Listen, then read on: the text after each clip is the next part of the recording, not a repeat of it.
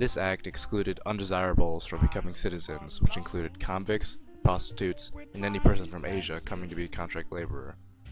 Throughout the next century or so, a lengthy list of policy was enacted East Asians and Asian Indians.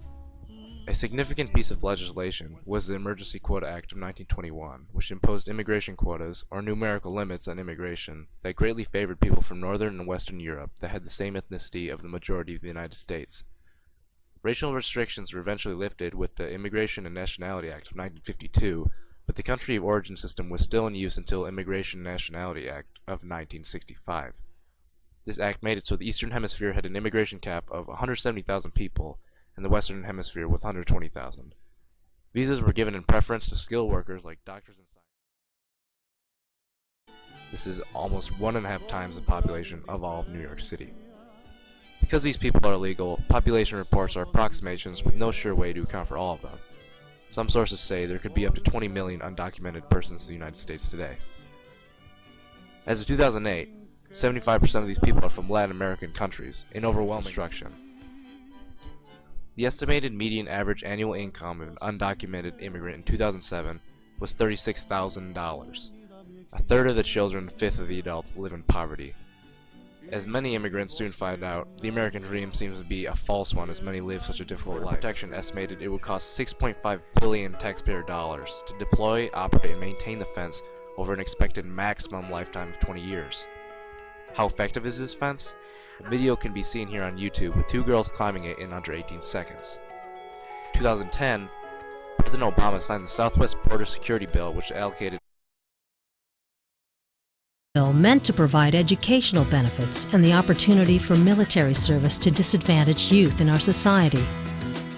But in looking deeper, the DREAM Act is just another way for Washington to grant amnesty to illegal aliens up to the age of 35 who entered.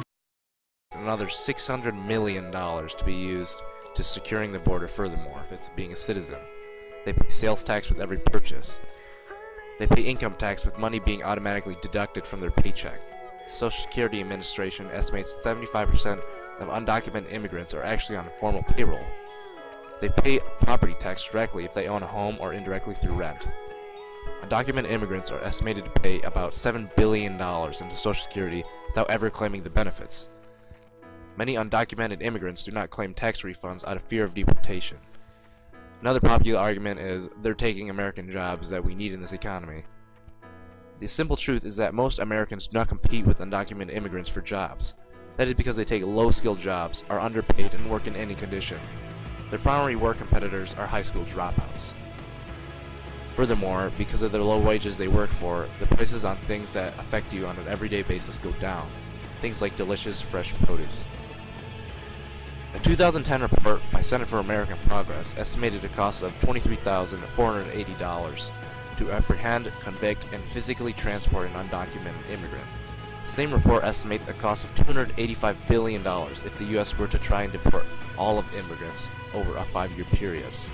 Is it really worth all the money in this economy to crush the dreams of 11.5 million people trying to live the American dream? Regardless of the cost, deportation goes against the very principle of a land of opportunity that this country has been built upon.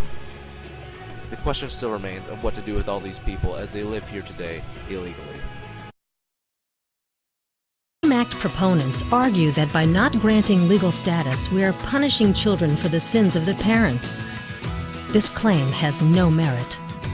Not rewarding them with legal residence and expensive college tuition subsidies is simply withholding benefits to which they never had any entitlement in the first place.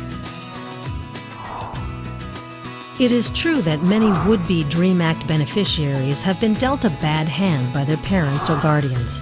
As difficult as it may be, they have the responsibility to obey the law upon reaching adulthood. The DREAM Act is a bad deal for everyone, except for select groups who would benefit and certain Washington politicians who want to use this legislation to score political points.